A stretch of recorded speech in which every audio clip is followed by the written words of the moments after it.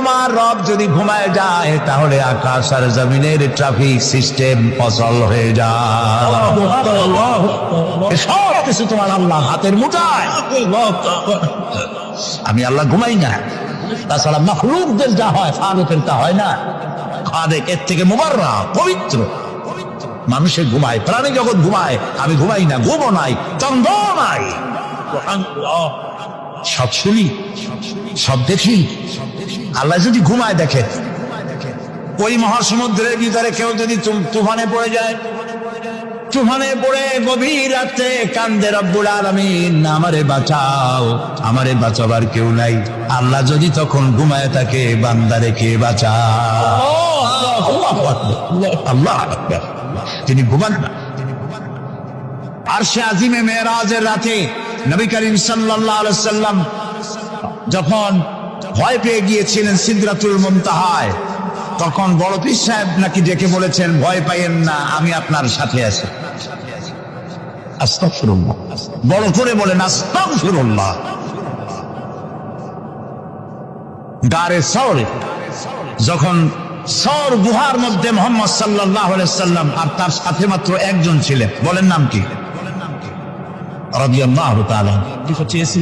যখন তিনি ভয় পেয়েছিলেন, ভীত সন্ত্রস্ত হয়ে পড়েছিলেন, কে ভয় পাইছিলেন? রাসূল না আবু বকর? আবু বকর রাদিয়াল্লাহু তাআলা ভয় পেয়েছিলেন। সেখানে সান্ত্বনা দিলেন কে? ইয ক্বালা লিসাহিবিহি লা তাহজান ইন্নাল্লাহা মা'ানা। স্মরণ করে সেই সময়ের কথা যখন মুহাম্মদ সাল্লাল্লাহু আলাইহি সাল্লাম তার সাথীকে বললেন, ও আমার সাথী, লা তাহজান, ভয় পেও না, ইন্নাল্লাহা মা'ানা, আল্লাহ আমাদের সাথে আছে। সুবহানাল্লাহ। আবু বকর রাদিয়াল্লাহু তাআলা ভয় পাইলেন, সান্ত্বনা দিলেন রাসূল। আর মেরাজে গিয়ে রাসূল ভয় পাইছে, সান্ত্বনা দিয়েছেন বড় পীর আব্দুল কাদের জিলানী। তাহলে তো বোঝা যায় যে হযরতে আব্দুল কাদের জিলানী রাহমাতুল্লাহ আলাইহি আবু বকর রাদিয়াল্লাহু তাআলা চাইতেও পাওয়ারফুল। একজন প্রশ্ন করেছিলেন হযরত বড় পীর সাহেবকে, হুজুর আপনি তো আওলাদে রাসূল, অনেক বড় আলেম এবং বড় পীর, আপনার মর্যাদা কি সাহাবীদের সমান? তিনি জবাবে বলেছিলেন, এই ধরনের বেয়াদবিপূর্ণ কথা আর কোনদিন আমার সামনে উচ্চারণ করবে না। রাসূল করিম সাল্লাল্লাহু আলাইহি ওয়াসাল্লামের সাহাবীরা যখন জিহাদের ময়দানে যেতেন, ঘোড়ার পৃষ্ঠে সওয়ার হয়ে ঊর্ধ্বশ্বাসে ঘোড়া ছুটছে, সেই ঘোড়ার নাকের ভিতরে যখন ধুলাবালি ঢুকতো, আমি আব্দুল কাদের জিলানী, সাহাবী তো দূরের কথা, সাহাবীদের যে ঘোড়ার উপরে যুদ্ধ করত, সেই ঘোড়ার নাকের ধুলাবালির সমান নয়।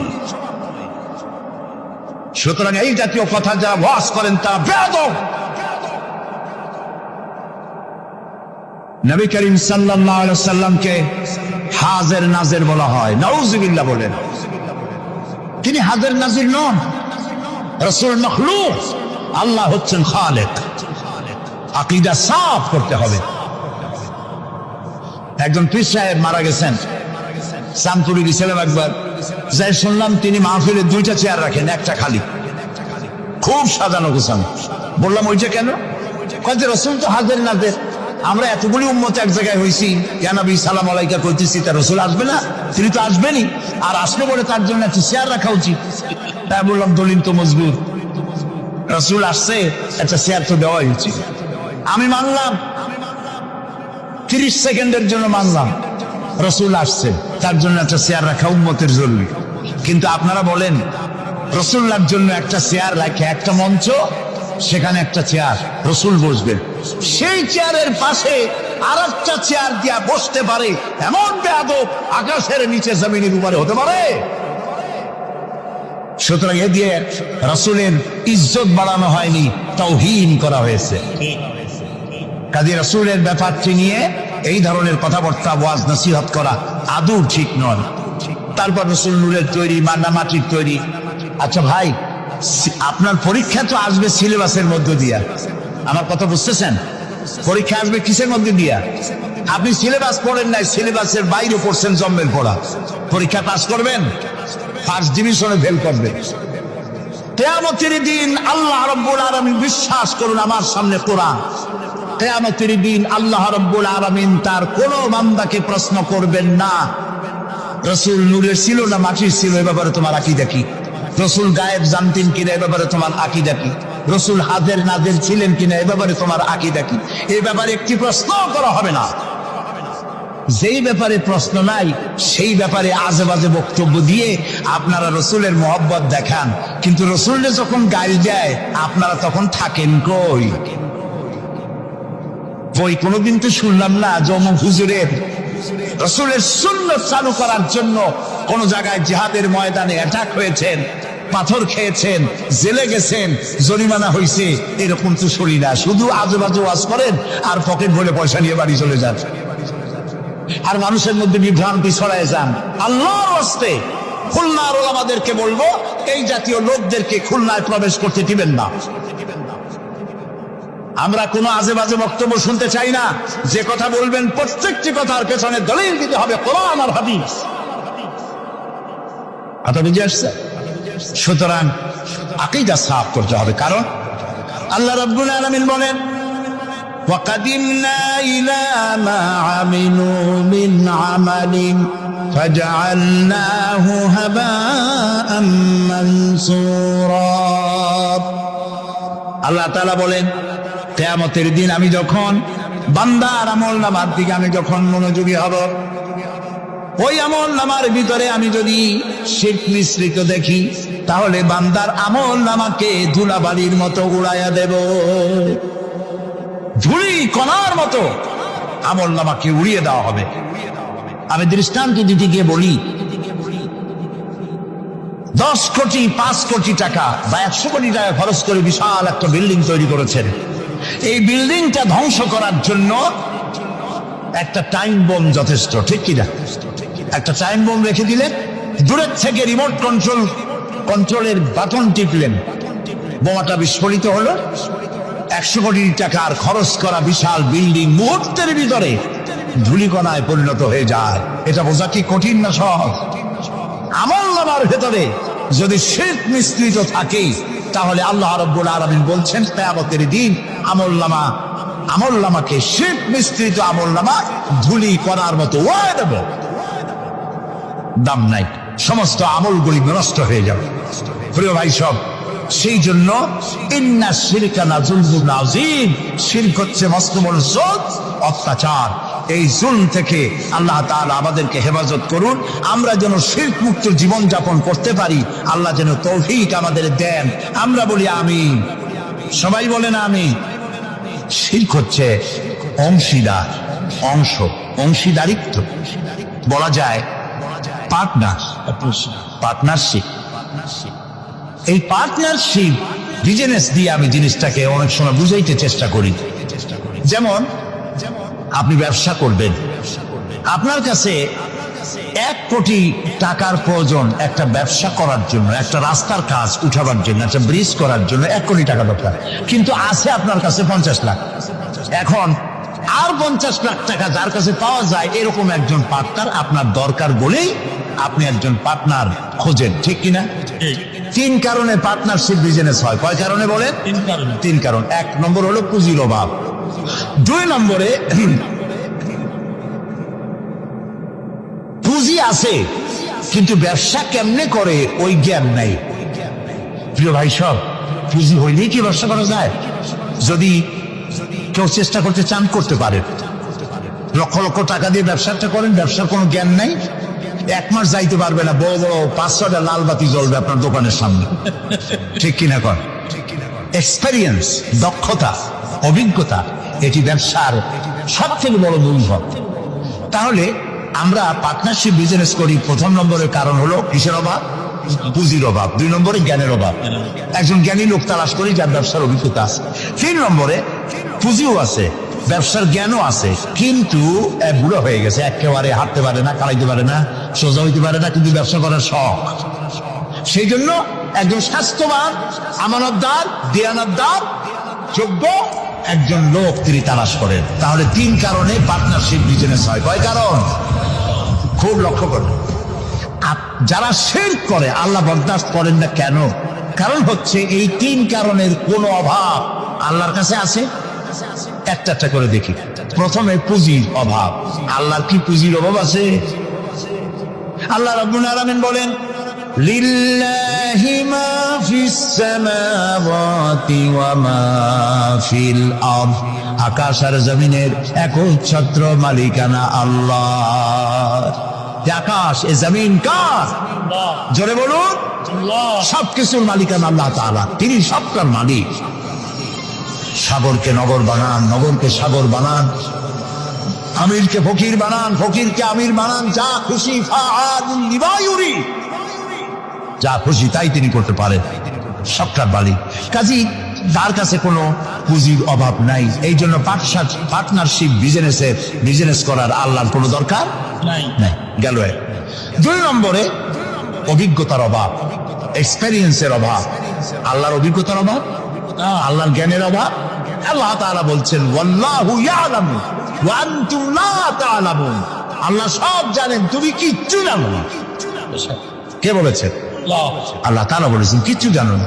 ওমা উতীতুম মিনাল ইলমি ইল্লা কালিলা, আল্লাহ যদি বলতেন ওমা উতীতুম মিনাল ইলমি ইল্লা কালিল, তাহলে কিছু পাইতাম।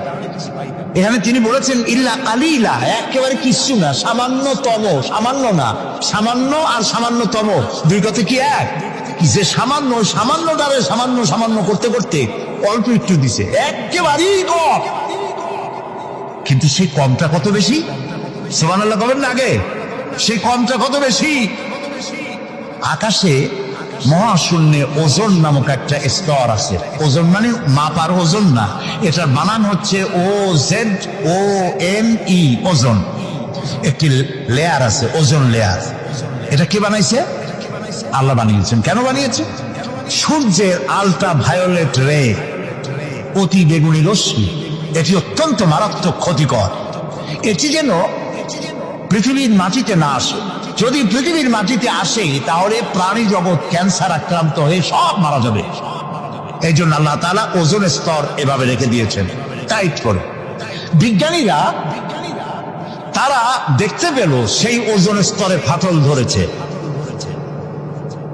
ওমা উতীতুম মিনাল ইলমি ইল্লা কালিলা, সামান্য জ্ঞানেই যে ফাটল ধরছে কোন জায়গায় তা তারা দেখছে। এই ফাটল দিয়ে অতি বেগুনি রশ্মি আসতে পারে পৃথিবীতে। ফাটলো কেন? সেই ফাটার জন্য আল্লাহ দায়ী না, বা তার ফেরেশতারাও দায়ী না। ফাটাবার জন্য দায়ী কারা? কারা? ও তাও তো আপনারা বুঝেন, কি ওয়াজ করবো? ফাটাবার জন্য আমরা দায়ী। কিভাবে ফাটাইলাম? আমরা ফাটাইছি এইভাবে, আমাদের সমস্ত কলকারখানার ধোঁয়া, আমাদের গাড়ির কালো ধোঁয়া, এরপরে সমস্ত কলকারখানার ওয়েস্টেজ, বর্জ্য, এবং যত বোমা বিস্ফোরণ করে টেস্ট করার জন্য, তাতে পানি নষ্ট করেছে, মরুভূমি নষ্ট করেছে, পরিবেশ নষ্ট করেছে। গাছ কাটিয়া সমানে গাছ কেটে পরিবেশ ধ্বংস করা হয়েছে, পাহাড় কেটে পরিবেশ ধ্বংস করা হয়েছে। এখন ব্যালেন্স নষ্ট হয়ে গেছে। অ্যান্টার্কটিকা নামক একটা মহাদেশ আছে, এই মহাদেশে কোনো মানুষ নাই, শুধু প্রাণী আছে, পেঙ্গুইন, আর আছে শ্বেত ভল্লুক। শুনতেছেন? এই যে এখানে আছে শুধু বরফ আর বরফ। এই বরফগুলি আল্লাহ তাআলা সেখানে জমা করে রেখেছেন। এখন বরফগুলি গলে যাচ্ছে, বরফ গলে যাচ্ছে ওজোন স্তরে ফাটল ধরার কারণে, এবং বরফ গলে যাওয়ার কারণ পানি স্ফীত হয়ে উঠতেছে। ফলে বিজ্ঞানীরা বলছেন কোনো না কোনো দিন বাংলাদেশটা 10 ফিট পানির নিচে তলিয়ে যেতে পারে। আল্লাহ মাফ করুন, বলেন আমিন। এখন ওই ফাটল বন্ধ করার জন্য চেষ্টা চালাচ্ছে। এইটা বন্ধ হবে কেমনে? আপনি যাই ওখানে দর্জি পাঠাইয়ে সেলাই করতে পারবেন না। ওইটা বন্ধ করার জন্য পরিবেশকে আল্লাহ যেভাবে বানাইছেন ওইভাবে রাখবার জন্য আপনাকে চেষ্টা করতে হবে। পরিবেশটা আমরা ধ্বংস করেছি ব্যাঙগুলা খাইয়া। এই যে ব্যাঙ সব সালাম দিয়ে দিল। এই ব্যাঙ কত বড় উপকারী ছিল, এখন মানুষ বুঝতে পারে ব্যাঙ কম হওয়ার কারণে ফসল ক্ষতি করে যে পতঙ্গগুলি, এই ক্ষতিকর পতঙ্গগুলি খায় ব্যাঙে। সেই ব্যাঙগুলা সব পয়সার জন্য কামাই করার জন্য, পয়সা কামাই করার জন্য সব সালাম দিয়ে দিচ্ছেন, ব্যাঙ কমে গেছে, পতঙ্গ বাড়ছে, ফসল কমতেছে। আল্লাহ তাআলার সৃষ্টি। ওয়ামা খালাকনাস সামাওয়াতি ওয়াল আরদা ওয়ামা বাইনাহুমা লাইবিন। আল্লাহ তাআলা বলছেন আকাশের জমিনে খেল তামাশার বিষয়বস্তু করে কিছু তৈরি করি নাই, সব মানুষের কল্যাণের জন্য তৈরি করেছি। ওয়ামা উতীতুম মিনাল ইলমি ইল্লা কালিলা, সামান্যতম জ্ঞান দিয়েছি। দেখেন সামান্যতম জ্ঞান। আমেরিকার হিউস্টন ইউনিভার্সিটিতে আমার দাওয়াত ছিল। ওইখানে হচ্ছে নাসার গবেষণাগার। এখানে মহাশূন্যে যে সমস্ত রকেটগুলি গেছে সেই রকেটগুলি ওখান থেকে ছাড়া হয়েছে। আমি সেই রকেটে চড়েছি, যে রকেট সর্বপ্রথম নীল আর্মস্ট্রং, মাইকেল কলিন্স এরা যে রকেটে চাঁদে গিয়েছিল সেই রকেটের মধ্যে আমি চড়েছি, দেখেছি। 5 ঘন্টা, অনেক সময় লাগে দেখতে, কিন্তু আমি 5 ঘন্টা ছিল সময় হাতে, এই সময় নিয়ে দেখেছি। ওই যে মহাশূন্যে চলে গেল তারা, এই যাওয়ার জন্য রকেট যখন যায় তখন এই ধরনের জামা কাপড় পরে যেতে পারে না, কারণ মাধ্যাকর্ষণ শক্তি পার হয়ে যাওয়ার পর ওখানে আবার মাধ্যাকর্ষণ আছে। প্রত্যেকটি সৌর জগতের প্রত্যেকটি গ্রহ উপগ্রহের আলাদা আলাদা ল অফ গ্রাভিটেশন আছে। সুবহানাল্লাহ, একটা আরেকটাকে টেনে ধরছে। আল্লাহু আকবার বলেন। সূর্য পৃথিবীকে টেনে ধরেছে, পৃথিবী সূর্যকে একটার সাথে আরেকটা এইভাবে টেনে ধরা আছে। আল্লাহ তাআলা এই ব্যবস্থা করে রেখেছে। সুবহানাল্লাহ। এই ব্যবস্থাপনা যেদিন শেষ হবে সেদিন কিয়ামত হয়ে যাবে। আচ্ছা, এইখানে কাপড় চোপড় তাদের আলাদা, ওখানে অক্সিজেন নাই, সেই জন্য অক্সিজেন পিঠে বেঁধে সিলিন্ডার বেঁধে নাকের সাথে লাগানো হবে। দেখছেন না আপনারা ছবি? এরপরে তারা যে খানাগুলো খায় সেই খাবারের জন্য এই রকমের প্লেট হবে না, সেটা ম্যাগনেটিক প্লেট হবে। খাবারগুলো এর মধ্যে আটকা থাকে। যদি আটকানো ব্যবস্থা না হয় তাহলে খাবারগুলো ভেতরে গিয়ে ভাত যদি হাতে নেন ভাতগুলো উড়ে যাবে, একটা একটা ধরে ধরে খাওয়া লাগবে। পানিগুলো ছিটকে যায়, সেই জন্য ট্যাপের উপরে ঢাকনা দিয়ে হাত ঝুঁকোবার ব্যবস্থা আছে, তা নাহলে পানিগুলি বৃষ্টির মতো উড়ে যাবে। এই ব্যবস্থা। এইখানে বিজ্ঞানীরা কি করলো? পৃথিবী থেকে 49 কোটি কিলোমিটার দূরে, 49 কোটি কিলোমিটার দূরে হলো মঙ্গল গ্রহ, যেটাকে মার্স বলা হয়। সেইখানে সোজার্নার নামক একটি গাড়ি পাঠিয়ে দিল আমেরিকার নাসা থেকে। এটি 10 কেজি ওজনের একটি রোবটের মতোই অন্য একটি গাড়ি আছে, 6 চাকার একটি গাড়ি। সেই গাড়িটা নিয়ে চলে গেল, রকেট এটা চলে গেল। 49 কোটি মাইল অতিক্রম করতে কয়েক মাস সময় লাগলো। এরপরে সেখানে নামলো, নামার পরে পর্দাটা ফেটে গেল, গাড়িটা বেরিয়ে আসলো। ওতে ছিল হাই পাওয়ারের ক্যামেরা, ক্যামেরা দিয়ে ছবি তুলবে এবং ছবিগুলি ওখান থেকে ট্রান্সমিট করবে নাসায়। চিন্তা করে 49 কোটি মাইল দূরে, সেইখান থেকে ক্যামেরায় ফটো তুলছে আর ফটো ট্রান্সমিট করতেছে মাটিতে। সেই ফটো তুলতে তুলতে ফটো আস্তে আস্তে বিজ্ঞানীরা দেখলেন, কম্পিউটারে তারা দেখতে পেল যে ওই গাড়িটা চলতে চলতে হঠাৎ এক জায়গায়, ছোট্ট গাড়ি তো, একটা পাথরের সাথে আঘাত লেগে কাত হয়ে গেছে, চাকা দুইটা উঁচু হয়ে গেছে। এই যেমন আমাদের দেশে বেবি ট্যাক্সি রাস্তায় মাঝে মধ্যে ছোট মানুষের মতো কাজ হয়ে পড়ছে, ওই রকম কাজ হয়ে পড়ছে। চিন্তা করেন, এই পৃথিবীর মাটিতে বসে এই দৃশ্য দেখে কম্পিউটার মনিটরিং করে কাজ হওয়া গাড়িটাকে সোজা করে আবার চালাইয়া ছবি পাঠাবার ব্যবস্থা করেছে। এই যদি হয় সামান্য জ্ঞান, তাহলে আমার আল্লাহর জ্ঞান কত! সুবহানাল্লাহ, আল্লাহ তাআলা কত জ্ঞানী! সুবহানাল্লাহ, সুবহানাল্লাহ। আল্লাহ তাআলা পার্টনারশিপ বিজনেসের জন্য, আল্লাহর, আমি বলছিলাম পার্টনারশিপ বিজনেসের জন্য কয়টা জিনিস দরকার? 3টা। 1 নম্বরে পুঁজির অভাব। পুঁজির অভাব আল্লাহর আছে? এত আস্তে করলে তো হবে না, এটা তো ইমানের প্রশ্ন। পুঁজির অভাব আছে আল্লাহ। 2 নম্বরে আল্লাহ তাআলার জ্ঞানের অভাব আছে, দক্ষতা, এক্সপেরিয়েন্স, অভিজ্ঞতার অভাব আছে। এবার 3 নম্বর কি বলছিলাম কোন তো দেখি? মাশাআল্লাহ, মনে আছে? আলহামদুলিল্লাহ, আলহামদুলিল্লাহ। সবাই পকেট ভরা নাম্বার নিয়ে বাড়ি যেতে পারবে না। 3 নম্বরের শক্তি। আল্লাহ তাআলা বয়সের ভারে এখন ক্লান্ত। বলেন নাউযুবিল্লাহ, বলেন নাউযুবিল্লাহ, আবারও বলেন নাউযুবিল্লাহ। খুলিকাল ইনসানু দাঈফা। আল্লাহ কয় তোরা দুর্বল। মানুষদেরকে সৃষ্টি করা হয়েছে কি করে? দুর্বল করে। আর আল্লাহর অবস্থা কি? আল্লাহ রাব্বুল আলামিন বলেন, আন্নাল কুওয়াতা লিল্লাহি জামিআ। আন্নাল কুওয়াতা লিল্লাহি জামিআ, সমস্ত ক্ষমতার উৎস কেবলমাত্র কে? আল্লাহ রাব্বুল আলামিন। আর আমার দেশে কিছু নেতা নেত্রী আছেন এমন যারা বলেন সকল ক্ষমতার উৎস জনগণ। বলেন নাউজুবিল্লাহ। নাউজুবিল্লাহ। এই কথা বলা জায়েজ নাই, এই কথা বিশ্বাস করা হারাম। এখন যদি গোটা পাশে বাবুয়া ব্যাংক, চেনেন বাবুয়া ব্যাংক, যদি মাহফিলের মধ্যে লাভ দিয়া এরকম পড়তে পড়তে আপনাদের মধ্যে আসে, খোলা ব্যাংক কয়। খোলা ব্যাংক, খোলা ব্যাংক, খোলা ব্যাংক গুলি লাভ হবে যে জোরে, আপনারা লাভ দিবেন তার থেকে কি? কতগুলি কৌবাসী, কতগুলি বল্লা, কতগুলি ভিমরুল যদি ছেড়ে দেওয়া যায়, মানুষ দেখবে একটাও ওই মাথা দিয়ে সাপ ঢুকছে, শোনা মাত্রই এই মাথা দিয়ে লোক দৌড়তে এবং দৌড় মারবে লবণ সোনা পর্যন্ত যাইয়া কবে ভাই আমরা দৌড়াই কেন? আপনারা সকল ক্ষমতার উৎস। কেবলমাত্র পাগল আর ছাগলদের কথা এটা। সকল ক্ষমতার উৎস আল্লাহ তাআলা। আল্লাহ। কেউ যদি মনে করে যে এই কথা বললে জনগণ খুশি হবে, আমাদের ভোট দেবে, ভোট দিয়া ক্ষমতায় থাকা যায় না।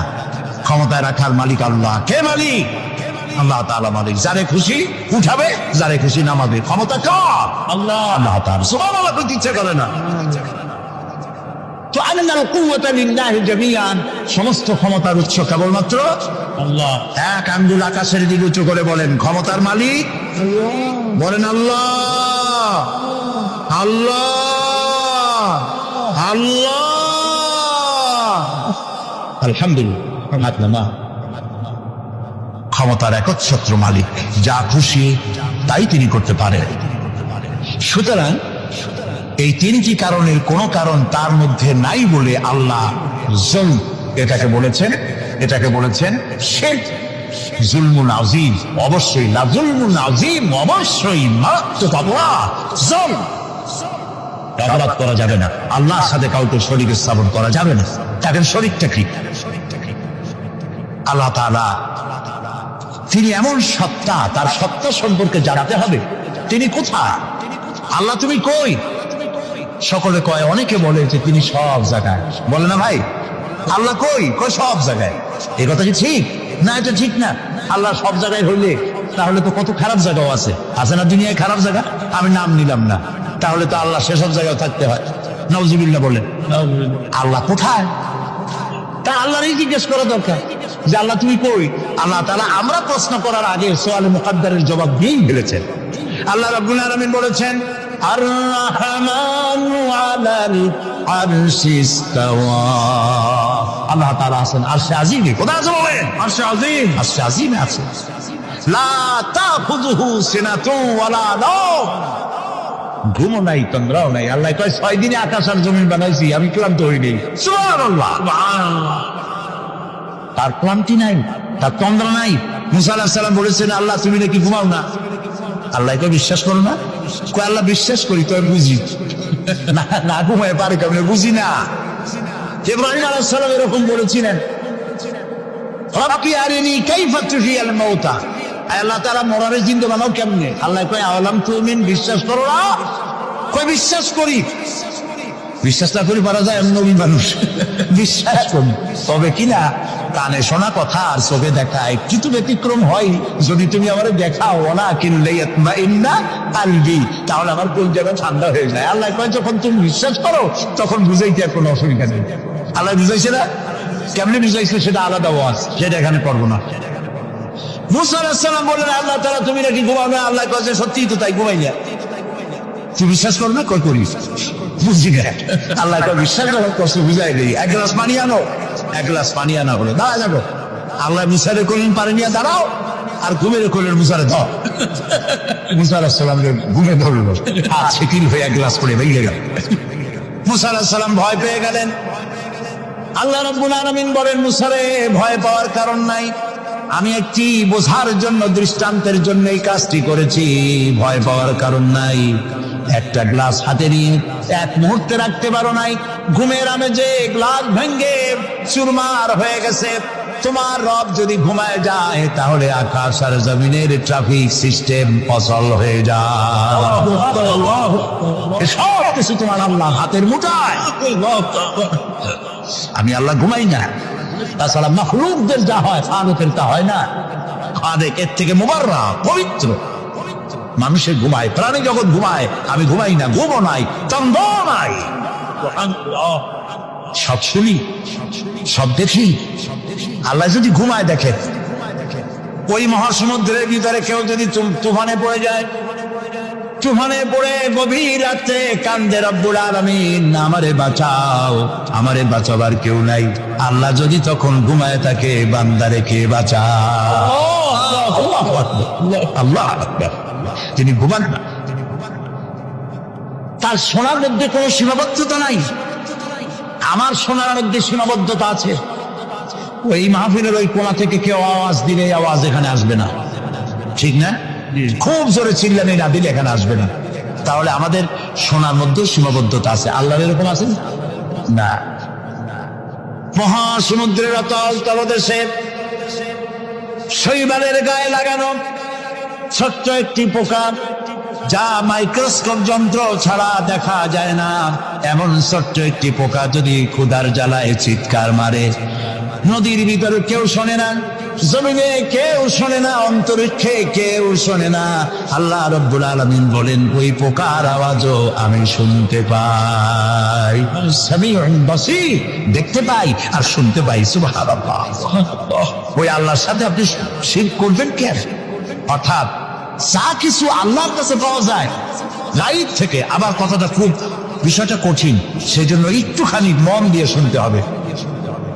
যা কিছু যেসব সাহায্য অদৃশ্য থেকে পাওয়া যায়, ওইগুলি আপনি অন্য কারো কাছে চাইতে পারবেন না। কিন্তু যা কিছু মানুষের কাছে পাওয়া যায় তা চাইতে পারবেন। আপনার ঘরে পেঁয়াজ নাই, মেহমান আসছে, ঘরে চিনি নাই, চা খাওয়া লাগবে। সেই জন্য আপনার বউ অথবা আপনার ছেলে মেয়ে যদি পাশের বাড়িতে পাঠান যে পাশের বাড়ি থেকে 1 কাপ চিনি নিয়ে আসো, আবার কিনে আমি তোমার ফেরত দেবো, এরকম করি না আমরা? আমার পরে মাঝে মাঝে জায়েজ। বাড়ি বানাবো, আমার টাকায় কুলাচ্ছে না, 2 লাখ টাকা 5 লাখ টাকা ধার করা লাগবে, আপনি চাইতে পারবেন? জায়েজ আছে, নিশ্চয়ই জায়েজ আছে। আবার জায়েজ, জায়েজ নাই কোনটা? ওইটা জায়েজ নাই যেটা মানুষ দিতে পারে না। দিতে পারে কি? আল্লাহ তাআলা। সেইটা মানুষের কাছে চাইতে পারবে না। সে যেমন বিবাহ হয়েছে 8-10 বছর, বাচ্চা হয় না, এই বাচ্চা আপনি কোন পীর সাহেবের কাছে চাইতে পারবেন না। এটা কোনো মাজারে গিয়ে চাইতে পারবেন না। এটা কোনো জিন্দা পীর অথবা কোনো মৃত্যু পীরের কাছে চাইতে পারবেন না। এবং এই উদ্দেশ্যে আপনি কোনো মানতও করতে পারবেন না কোনো পীরের নামে, কোনো মাজারের নামে। কথা কি বুঝে আসতেছে ভাই? কথা বুঝে আসতেছে? আল্লাহ রাব্বুল আলামিন বলেন, আমি কাউকে কন্যা দেই, কাউকে ছেলে দেই, কাউকে কন্যা দেই, কাউকে পুত্র দেই, কাউকে কন্যাও দেই, পুত্রও দেই, কাউকে কিছুই দেই না। সুবহানাল্লাহ। আল্লামা ইবনে কাসির এই আয়াতের ব্যাখ্যায় লিখেছেন, এই যে আল্লাহ তাআলা বললেন কাউকে কন্যা সন্তান দেই, কাউকে পুত্র সন্তান দেই, লক্ষ্য করুন এই আয়াতের ব্যাখ্যায় আল্লামা ইবনে কাসির রাহমাতুল্লাহ আলাইহি লিখেছেন, যেই দম্পতির প্রথম হয় কন্যা সন্তান তারা বরকতপূর্ণ, আল্লাহর রহমত তাদের উপরে। কারণ আল্লাহ পুত্র দিয়ে শুরু করেন না, আল্লাহ শুরুই করেছেন কন্যা দিয়া। সুবহানাল্লাহ। আল্লাহ তো কথা বলেন নাই যে আমি কাউকে পুত্র দেই, কাউকে কন্যা দেই। আল্লাহ শুরু করছেন কি দিয়া? কন্যা দিয়ে। এই জন্য যার কন্যা হয় আগে সে ভাগ্যবতী। কিন্তু আমাদের কপাল খারাপ, পুরুষগুলা আশা করে ছেলে হবে, ছেলে হবে, যেই হলো মেয়ে মুখ কালো হয়ে যায়, শ্বশুর বাড়ি যায়। নওয়াজুবিল্লাহ বলেন। প্রিয় ভাই সব, সন্তান চাইতে হবে কার কাছে? মানুষের কি খারাপ আকীদা, বলে কি আল্লাহর ধন খাজারে দিয়া আল্লাহ গেছে খালি হইয়া, কেউ ফেরে না খালি হাতে। আমি জানি, কিন্তু আমি টেস্ট করলাম। এই গান গাওয়া জায়েজ নাই, বিশ্বাস করাও কত বড় মারাত্মক কথা। আপনার কি চিন্তা করছেন? আল্লাহর ধন খাজারে দিয়া আল্লাহ গেছে খালি হইয়া, তাহলে আল্লাহর অবস্থা কিন্তু খুবই করুণ। কিছু দরকার হলে খাজার কাছে দরখাস্ত করা ছাড়া জোরে কোন নাউজুবিল্লাহ, নাউজুবিল্লাহ, আস্তাগফিরুল্লাহ। কি মারাত্মক! আপনি যাচ্ছেন পীরের কাছে, খাজার কাছে বাচ্চা চাইতে, পীরেরা খাজারা বড় না নবীরা বড়? তাও তো আসতে করলেন, নবীরা বড়। আসতে বলছেন এই কারণে বইপত্রে প্রায় লাগে 3 পয়গাম্বর, মনে হয় পীর আগে পয়গাম্বর করে। এটি কি ভুল কথা? পৃথিবীর সব পীর, সব আলেম যদি এক জায়গায় হয়, একজন নবীর জুতার সমান হবে না। প্রিয় ভাই সব, সেই নবীর সন্তান নাই, নবী কানছে কার কাছে? আল্লাহ। সূরা আলে ইমরানের মধ্যে পড়েন, হযরত জাকারিয়া আলাইহিস সালাম আল্লাহর কাছে সন্তান চেয়েছেন। বার্ধক্যের একবারে চরম প্রান্তে গিয়ে আল্লাহ তাআলা দোয়া কবুল করলেন। হযরত জিবরাইল নাজিল হয়ে গেলেন আর বললেন, আল্লাহ আপনাকে সুসংবাদ দান করেছেন, আল্লাহ আপনাকে একটি সন্তান দিবেন, পুত্র সন্তান। হওয়ার সাথে সাথে নাম রাখবেন ইয়াহইয়া। ইয়া। সন্তান হবে, পুত্র সন্তান, নাম রেখে দিয়েছেন কে? আল্লাহ। হযরতে জাকারিয়া আলাইহিস সালাম চিন্তা করলেন, বলেই ফেললেন যে জিবরাইল, আল্লাহ তো বললেন আমার ছেলে হবে, কিন্তু হবে কেমনে তা তো বুঝি না, আমি তো বুড়া মানুষ, তাই তো পারি না। বউ বুড়ি, আকিম, বন্ধা, বাজা, তার বাচ্চা হবে কেন? সে বুড়ি, আমি বুড়া, কেমনে হবে? হযরত জিবরাইল তো কথা কবে না, কে না বললে? আল্লাহ তাআলা জবাব বললেন, একটা আয়াত বলে নেন, একটি শব্দ বলেছেন আল্লাহ তাআলা, কাদালিক, আমি যেভাবে চাই সেইভাবেই হবে। সুবহানাল্লাহ। আল্লাহ চাইনি কি না হোক। এই বুড়া বয়সে আল্লাহ ছেড়ে দিলেন কে? জাকারিয়া আলাইহিস সালামকে। কে দিয়েছেন? চিল্লায় বলে আল্লাহ। আল্লাহ তাআলা তাকে সন্তান দিয়ে দিয়েছে। আল্লাহ কিছু, আল্লাহ একটা মানুষ বানাবেন, খালি কতটুকু মাটি হইলে হইল, বাপও লাগবে না, মাও লাগবে না। পারছেন না বানাইতে? কারে বানাইছেন? এরপরে বাপেরও দরকার নাই, খালি একটা মেয়ে লোক হলি হল। পারছেন না বানাইতে? কারে বানাইছেন? ঈসা আলাইহিস সালাম। ইন্নাল্লাহা আলা কুল্লি শাইইন কাদির। সমস্ত জিনিসের উপরে ক্ষমতা রাখেন কে?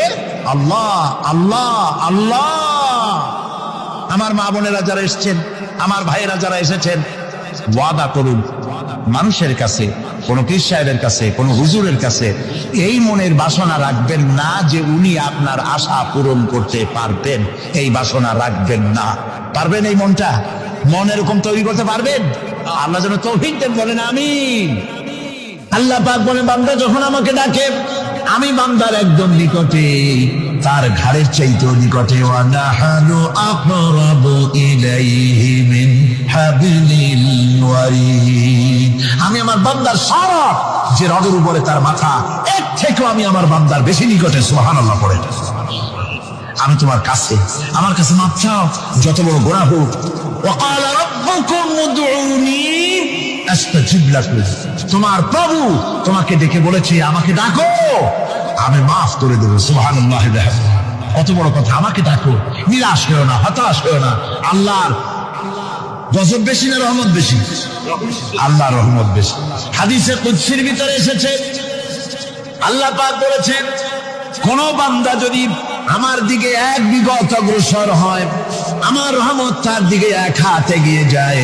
কোন বান্দা যদি আমার দিকে হেঁটে আসে, আমার রহমত তার দিকে দৌড়ে যায়। বান্দা যখন আল্লাহর দরবারে 2 হাত উঁচু করে চোখের পানি ফেলে দেয়, মুসলিম শরীফের হাদিসের ভিতরে এসেছে, গভীর রাত্রে, রাতের 3য় অংশে আল্লাহ রাব্বুল আলামিন প্রথম আকাশে আসেন আর ডেকে বলেন, পৃথিবীতে আছো নাকি কেউ গুনাহ করে জীবন বরবাদ করে দিয়েছো, আমার কাছে মাফ চাও। ঋণগ্রস্ত আছো, অসুস্থ আছো, অপমানিত আছো, কে আছো মাজলুম, আমাকে ডাকো, আমার কাছে বলো, আমি ডাকে সারা জীবনের আশা পূরণ করে দেব। ওই সময় যেই সমস্ত লোকেরা কাঁদে তাহাজ্জুদের নামাজ পড়ে, আল্লাহ জিজ্ঞেস করেন ফেরেশতারা, অমুক অমুক দেশ অমুক অমুক বান্দারা কাঁদে কেন? ফেরেশতারা বলে, রব্বুল আলামিন তুমি তো ভালো করে জানো। আল্লাহ বলেন, জানি, তবুও তোমাদের মুখে শুনতে চাই। তারা বলে, রব্বুল আলামিন তোমার এই বান্দা গুনাহ করেছি, গুনার জন্য মাফ চায়, জাহান্নাম থেকে বাঁচতে চায়। আল্লাহ পাক বলেন, ফেরেশতারা আমার এই বান্দারা আমারে দেখেছে নাকি? বলে দেখে নাই। বলে আমার দোজখ দেখেছে নাকি? বলে না, তাও দেখে নাই। আমার বেহেশত দেখেছে নাকি? বলে না, তাও দেখে নাই। আল্লাহ পাক বলেন, ফেরেশতারা সাক্ষী থাকো, ওরা আমাকে দেখে নাই, আমার বেহেশত দোজখ কিছুই দেখে নাই, শুধুমাত্র আমার নবীর কথা, আমার কোরআনের কথা বিশ্বাস করে আরামের ঘুমকে হারাম করে যেভাবে তারা কাঁদতেছে, সাক্ষী থেকে যাও ফেরেশতারা, আবার রহমতের দরিয়ায় জোশ মেরেছে আমার ওই ক্রন্দনরত বান্দাগুলিকে আমি আল্লাহ মাফ করে দিলাম। সুতরাং মুমিন বান্দা যারা, আল্লাহর মুমিন বান্দা যারা, এই ইমানের কোয়ালিটি এটাও হতাশায় নিরাশায় ভেঙে পড়বে না।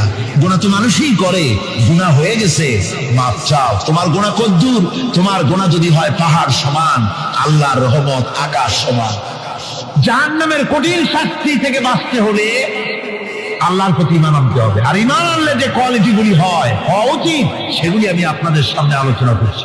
এরপর আরেকটি কোয়ালিটি হবে মুমিনের, তা হলো কঠোর কঠিন বিপদে অবিচল থাকবে, বিপদে ভেঙে পড়বে না। বিপদ আপদ, শত্রুতা, ক্ষয় ক্ষতি যা কিছু হয় সবই আল্লাহর পক্ষ থেকে, এটা মেনে নিতে হবে এবং ধৈর্য ধারণ করতে হবে।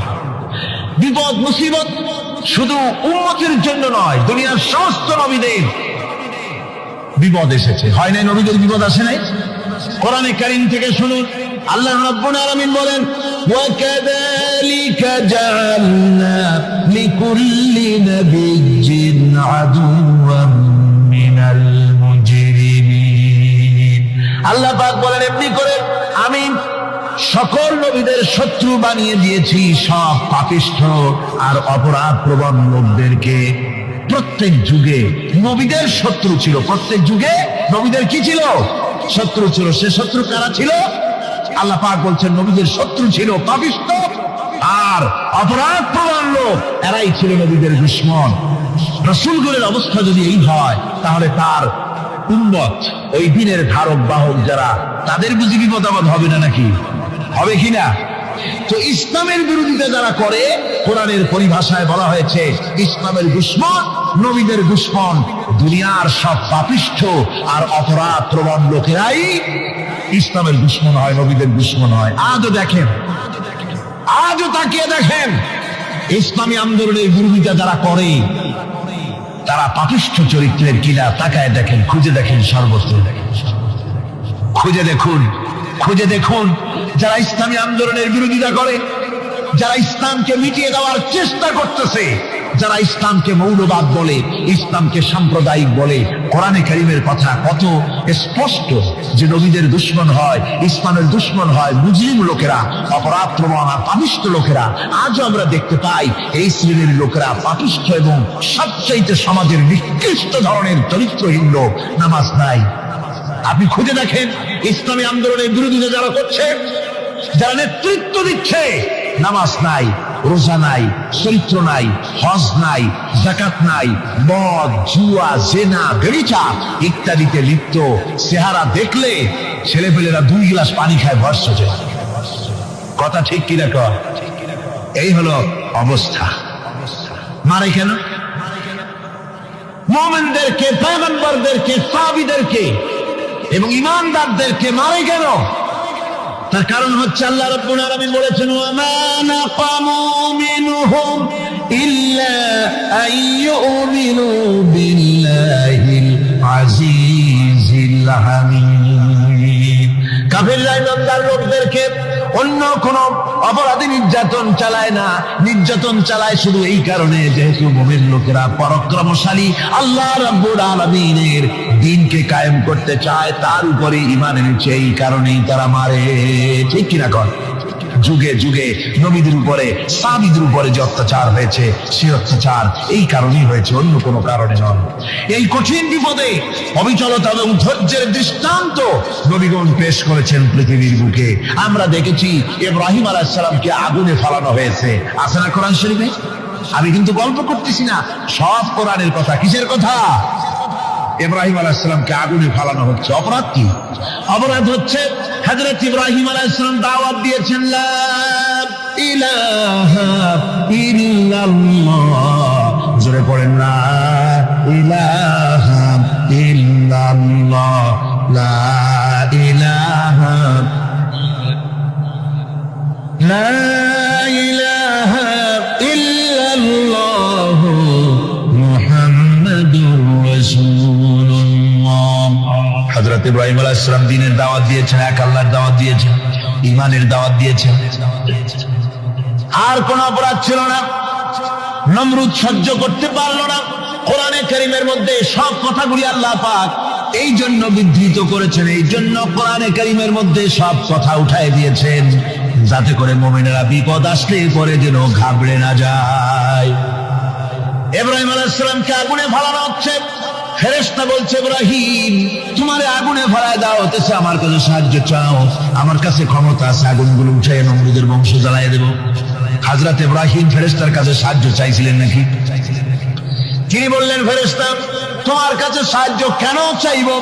আমি তো এমন কোন অন্ধ আল্লাহর ইবাদত করি না যেই অন্ধ স্রষ্টা তার গোলামের দুঃখ দুর্দশা না দেখেন। আমি তোমার কাছে সাহায্য চাইব না। হযরত ইব্রাহিম আলাইহিস সালাম পাশ করলেন। কি বলেন, পাশ করছেন না? ঈমানের পরীক্ষায় পাশ।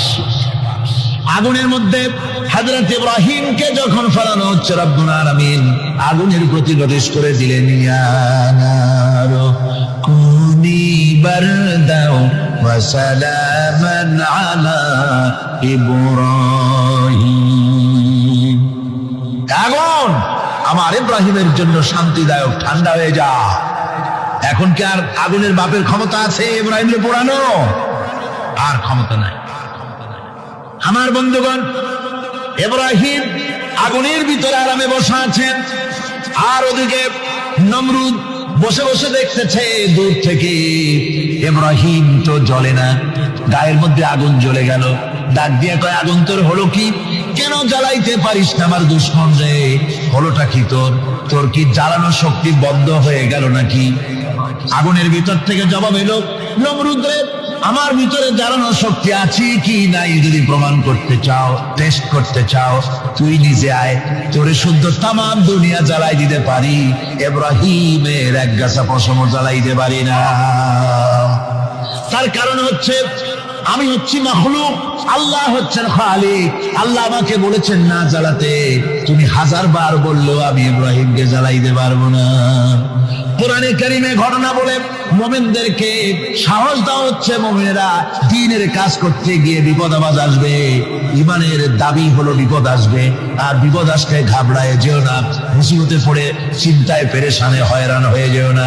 বিশ্বকবি আল্লামা ইকবাল কি সুন্দর করে বলেছেন, আজ ভি হো জু ইব্রাহিম কা ইমা पैदा आग कर सकती है एक अंदाज गुलिस्तां पैदा। ইব্রাহিমের ঈমান যদি আজিও কোথাও হয় বিদ্যমান, করতে পারেন অগ্নিকুণ্ডে খুবসুরত এক গুলিস্তান। আজও যদি আগুনের ভিতরে কোন নমরুদ কোন ইব্রাহিমকে যদি ফেলে দেয়, আল্লাহ রাব্বুল আলামিন আজও আগুনকে ফুলের বাগান বানায়া দিবেন। সুবহানাল্লাহ। ভয় পাওয়ার কারণ নাই, চিন্তা করার কোনো কারণ নাই। আমার বন্ধুগণ, হযরতে হুদ আলাইহিস সালামকে যখন সমাজের লোকেরা, রাষ্ট্রের লোকেরা ঘিরে ফেলে দিল, সমাজ শক্তি, রাষ্ট্র শক্তি যখন তাকে ঘিরে ফেলে দিল, ষড়যন্ত্রের পাহাড় তুলে দিল, তারে মেরে ফেলে দিবে, হযরত হুদ দেশ থেকে তা পালায় গেলেন না, ভয় পেলেন না। হযরতে হুদ আলাইহিস সালাম বললেন, কোরআনে কারীমে হযরত হুদের কথা কোট করা হলো, ফাকিদুনি জামিআন সুম্মা লা তুনজিরুন। সম্মিলিতভাবে ষড়যন্ত্র করো আমার বিরুদ্ধে, সবাই মিলে ষড়যন্ত্র করো, সুম্মা লা তুনজিরুন, আর আমাকে এতটুকু অবকাশ তোমরা দিও না। ইন্নী তাওয়াক্কালতু আলাল্লাহি রাব্বি ওয়া রাব্বিকুম, আমি ভরসা করেছি সেই আল্লাহর উপরে যার কুদরতি হাতের ভেতরে, যিনি আমাদের রব তোমাদেরও রব, আর যার কুদরতি হাতের ভিতরে তামাম পৃথিবীর জানগুলি যার হাতে, সে আল্লাহর উপরে ভরসা করেছি। ষড়যন্ত্র যদ্দূর আছে করতে থাকো, আমি ষড়যন্ত্র পরোয়া করি না।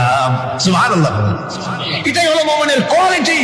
শুধু ঈমান, লা ইলাহা ইল্লাল্লাহু মুহাম্মাদুর রাসূলুল্লাহ, গরুর গোশত খাই, আর রবিউল মাস আসতে পরে ইয়া নবী সালাম আলাইকা, ইয়া রাসূল সালাম আলাইকা, তারপরে গরম গরম জিলাপি আর রসগোল্লা খাইলাম খুব বেশি করিয়া, এর নাম মুমিন নয়। মুমিন হচ্ছে তার চলায় ফেরায় ওঠায় বসায় সাহসিকতার এক আন্দাজ তৈরি হবে সে। আমার ভাইয়েরা, বিপদে অবিচলতা আমাদেরকে পয়গম্বরেরা শিক্ষা দান করেছেন। আমরা দেখতে পেয়েছি বিশ্বনবী জনাবে মুহাম্মদুর রাসূলুল্লাহ সাল্লাল্লাহু আলাইহি ওয়াসাল্লাম হিজরতের রাত, কাফেররা চতুর্দিকে দাঁড়ানো। হযরত জিবরাইল এসে বলেন, ইয়া রাসূলুল্লাহ, কাফেররা চতুর্দিকে ঘিরে দাঁড়িয়েছে, গভীর রাত, এখন হাতে তাদের তরবারি, সকাল হলে পরেই তারা আপনাকে মেরে ফেলে দেবে, তাড়াতাড়ি ওঠেন, মদিনার দিকে চলে যান। আল্লাহ নবী ঘুমের থেকে জেগে হযরত আলীকে ডেকে বলেন, আলী, আল্লাহ অর্ডার করেছেন আমি মদিনায় চললাম, আমার বিছানার পরে আমার চাদর গায়ে দিয়ে শুয়ে থাকো। হযরত আলী বলেন, আল্লাহর হাবিব, আপনার চাদর গায়ে দিয়ে ঘুমিয়ে থাকবো, সকালবেলায় কাফির বেঈমানেরা আপনার বিছানার পরে আপনার চাদর গায়ে দেওয়া অবস্থায় আমি আলীকে তারা মুহাম্মদ মনে করবে, আর আমি আলীকে নবী মনে করে তারা তাদের তরবারি দিয়া কেটে কেটে টুকরা টুকরা করে আবার বিদায় করে দেবে দুনিয়া থেকে। এতটুকুনো পরোয়া করি না, বরং আমার দিলের মধ্যে এটাই তৃপ্তি থাকবে যে আমি আলীর জীবনের বিনিময় আল্লাহর হাবিব দুনিয়ায় বেঁচে আছেন। আল্লাহ রাব্বুল আলামিন বলেন, কুল কুনু হিজারাতান আও হাদিদা, নবী শুনিয়ে দেন, তোমরা যদি মরে গিয়া মাটির সাথে মিশে গিয়া যদি পাথরও হয়ে যাও, আর যদি তোমরা লোহাও হয়ে যাও, তারপরেও আল্লাহ রাব্বুল আলামিন তোমাদেরকে জিন্দা করবেন, আবার তোমাদের উঠাবেন। ওরা বলে যে আচ্ছা বুঝলাম, কে উঠাবে আমাদের, কেমনে উঠাবে? আল্লাহ পাক বলেন, ফাসায়াকুলুনা মান ইউঈদুনা, ওরা বলে আমাদেরকে কে উঠাবে, আমাদেরকে কে জিন্দা করবে? আল্লাহ পাক জবাবে বলেন, কুলিল্লাযী ফাতারাকুম আউওয়ালা মাররা, যিনি তোমাদেরকে প্রথম সৃষ্টি করেছেন তিনি আবার তোমাদেরকে জিন্দা করবেন। আল্লাহ পাক সুন্দর করে বুঝাচ্ছেন। এই সব কথা শোনার পরে فَسَيُنْغِضُونَ إِلَيْكَ رُؤُوسَهُمْ وَيَقُولُونَ مَتَى هُوَ, এসব কথা শোনার পরে আল্লাহ বলেন, ওই কাফেরেরা মাথা ঝুলায় ঝুলায় বলে, আচ্ছা তা বুঝলাম। আল্লাহ বলেন, ওরা মাথা ঝুলায় আর বলে, আচ্ছা বুঝলাম, তবে কিয়ামত কবে সেই কিয়ামত অনুষ্ঠিত হবে? আল্লাহ বলেন, নবী শোনায় দাও, কুল আসা আইয়াকুনা করিবা, বেশি দেরি নাই, হতে পারে খুবই তাড়াতাড়ি, কি বলা যায়, সে সময়টা অতি নিকটবর্তী হয়ে যেতে পারে, খুবই নিকটবর্তী সে সময়, সেটা বেশি দেরি হওয়ার কথা নয়। আল্লাহ পাক এবার মানুষকে যুক্তি দিয়ে বুঝাচ্ছেন। কোরআনে কারীম মানতে মানুষ অস্বীকার করলে আল্লাহ ডান্ডার ব্যবস্থা করেন নাই।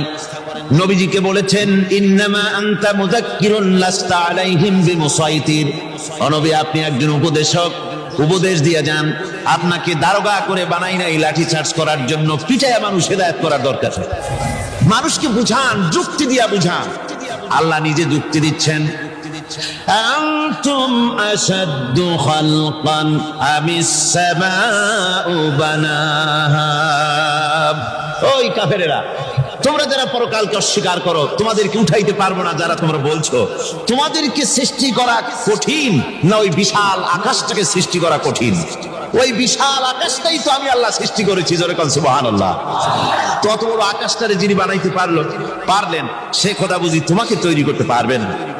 আল্লাহ পাক বলছেন, ফানজুর ইলা আসারি রাহমাতিল্লাহি কাইফা ইউহিল আরদা বাদা মাউতিহা, লক্ষ্য করে দেখো এই পৃথিবীর মাটিকে আল্লাহ কিভাবে জিন্দা করেন, মুর্দা মাটি।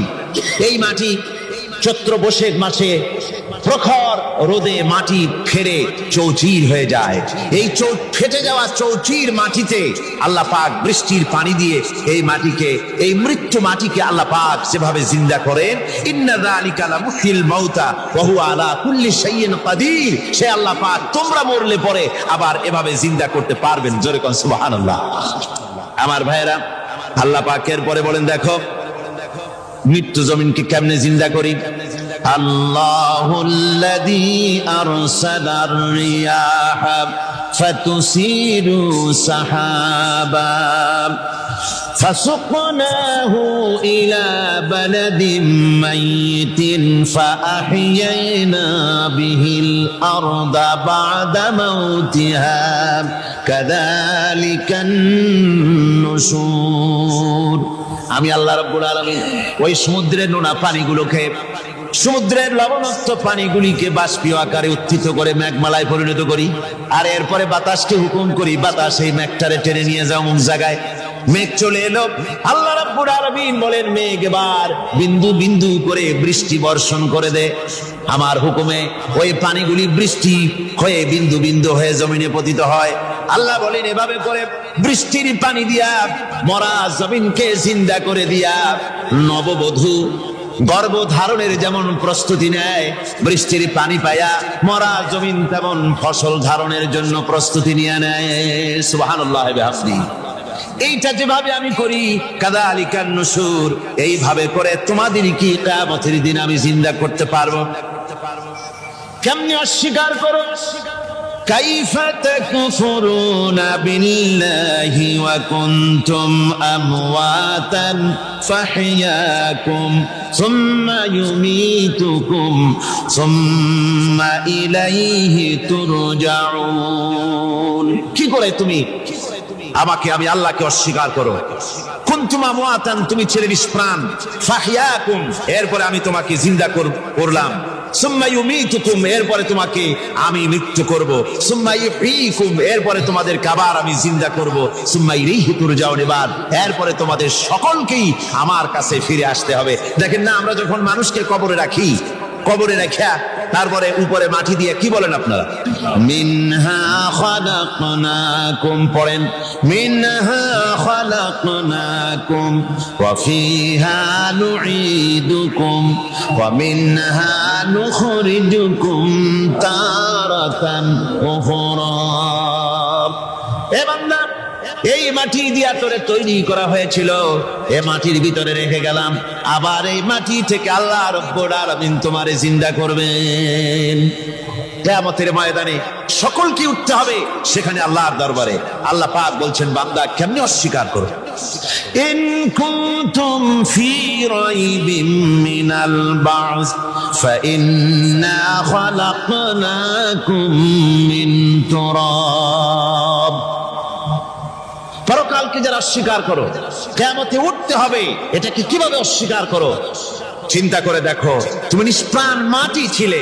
সেই মাটি দিয়েই আমি তোমাকে তৈরি করেছি আবার আল্লাহ পাক মানুষকে আরো বুঝান কিয়ামত আছে পরকাল হবে আল্লাহর দরবারে উঠতে হবে আলাম ইয়াকুন উতফাতাম মিন মানিজ্জিয়ুমনা তুমি কি মাতৃগর্ভে নিক্ষিপ্ত এক ফোঁটা পানি ছিলে না ثم كان علقة فخلق فسوى এরপরে তোমাকে মাংসপিণ্ডে জমাট রক্তে মাংসপিণ্ডে পরিণত করা হলো এরপরে তোমাকে সুন্দর করে তোমাকে সুগঠিত করা হলো فجعل منه الزوجين الذكر والأنثى এরপরে মাতৃগর্ভের ভিতরে আমি এটাকে পুরুষ বানালাম কন্যা সন্তান অথবা পুত্র সন্তানে পরিণত করলাম এইটা যে পেরেছে যিনি পেরেছেন আলাইসা যালিকা বিকাদিরিন আলা আইয়ুহিয়াল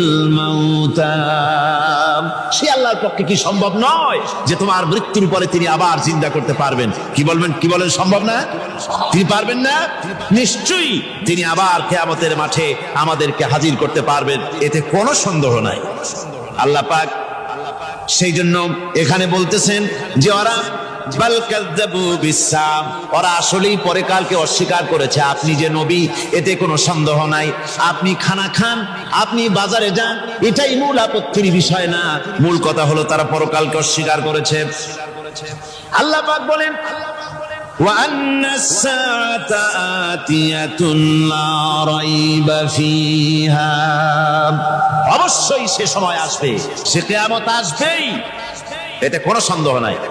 ওয়া আন্নাল্লাহা ইয়াবআসু মান ফিল কুবুর, আর আল্লাহ পাক তিনি কবরের মধ্যে অন্তর্হিত যা কিছু আছে সবাইকে কিয়ামতের দিন আল্লাহ পাক ময়দানে উঠাবেন। কিয়ামতে আল্লাহর দরবারে সকলকে হাজির হতে হবে। আমার বন্ধুগণ, আল্লাহ পাক বলেন ওয়া লাকাদ খালাকনাল ইনসানা মিন সুলালাতিন মিন তিন। লক্ষ্য করো, তুমি ছিলে মাটির নির্যাস থেকে তোমাকে তৈরি করা হয়েছে। শুধু মাটির নির্যাস থেকে তোমাকে কোনো মডেল ছাড়া, কোনো ধরনের আদর্শ ছাড়া, কোনো ধরনের নমুনা ছাড়া তোমাকে সৃষ্টি করা হলো। সুম্মা জাআলনাহু নুতফাতান ফি কারারিম মাকিন। এরপরে মাতৃগর্ভের একটা অত্যন্ত সুরক্ষিত জায়গায় তোমাকে সংরক্ষণ করা হয়েছিল। সুম্মা খালাকনান নুতফাতা আলাকাতান ফাখালাকনাল আলাকাতা মুদগা। রক্তপিণ্ডকে, নাপাক পানিকে জমাট রক্ত করেছি, জমাট রক্তকে আমি আবার গোশত পিণ্ডে পরিণত করেছি। ফাকাসাউনাল ইযামা লাহমা। এরপরে সুন্দর করে চামড়া দিয়া, গোশত দিয়ে একটা আকৃতি তোমাকে দান করেছি।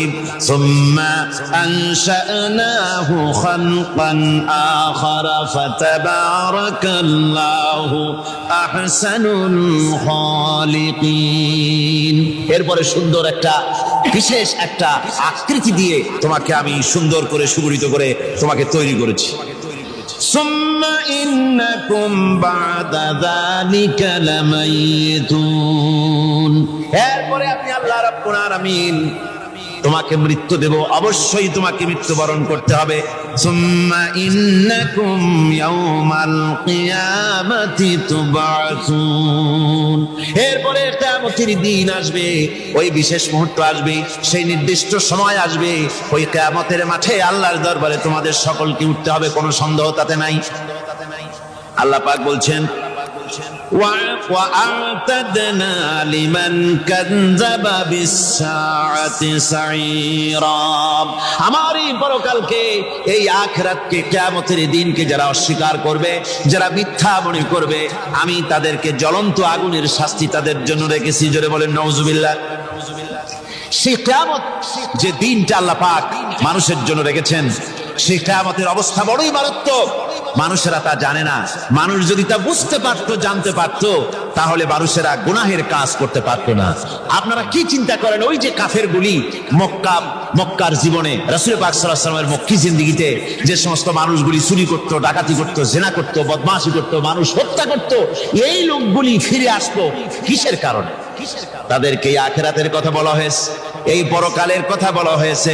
কোরআন শরীফে আল্লাহ রাব্বুল আলামিন পরকালের কথা, মৃত্যুর কথা, কিয়ামতের কথা, হাসরের কথা, সিরাতের কথা, মিজানের কথা, মওতের কথা যত বলেছেন, জান্নাতের কথা যত জায়গায় যতগুলা বলেছেন, সবগুলি আয়াতে কারিমা যদি এক জায়গায় করা যায়, তাহলে পুরা কোরআন শরীফের 1/3 10 পারার সমান হবে। জোরে বলেন সুবহানাল্লাহ। যেহেতু পরকালের চিন্তা ছাড়া মানুষের জীবন পরিচ্ছন্ন হতে পারে না, সুন্দর হতে পারে না, অপরাধ মুক্ত হতে পারে না। আল্লাহ পাক বলেন সেই দিনটি বড়ই ভয়ানক, বিপজ্জনক। ওই দিনটির ব্যাপারে আল্লাহ পাক তার বান্দাদেরকে সতর্ক করে দিয়েছেন, বান্দারা সতর্ক হয়ে যাও, এইভাবে দিন যাবে না, কিয়ামত আসবে। আর ওই কিয়ামত এত মারাত্মক হবে, আল্লাহ সতর্ক করছেন বান্দাদেরকে। ইয়া আইয়ুহান নাসুত্তাকু রাব্বাকুম ইন্না জালজালাতাস সাআতি শাইউন আযীম। হে মানব সকল, আত্মরক্ষা করো খোদার গজব থেকে, আল্লাহর গজব থেকে আত্মরক্ষা করো। ইন্না জালজালাতাস সাআতি শাইউন আযীম। সেই কিয়ামতের সেই কম্পন খুবই মারাত্মক, খুবই ভয়াবহ কম্পন সৃষ্টি হবে সেদিন। ইয়াউমা তারাউনাহা তাযহালু কুল্লু মুরদিআতিন আম্মা আরদাআত। সেদিন দেখতে পাবে স্তন্যদায়িনী মা, যে মা তার সন্তানকে দুধ দেয়, ওই মাও তার দুধের বাচ্চার কথা ভুলে যাবে, মনে থাকবে না। আল্লাহ রাব্বুল আলামিন বলেন ওয়া তাদাউ কুল্লু যাতিন হামলিন হামলাহা, গর্ভধারিণী মেয়ে লোক তাদের গর্ভ খসে পড়বে।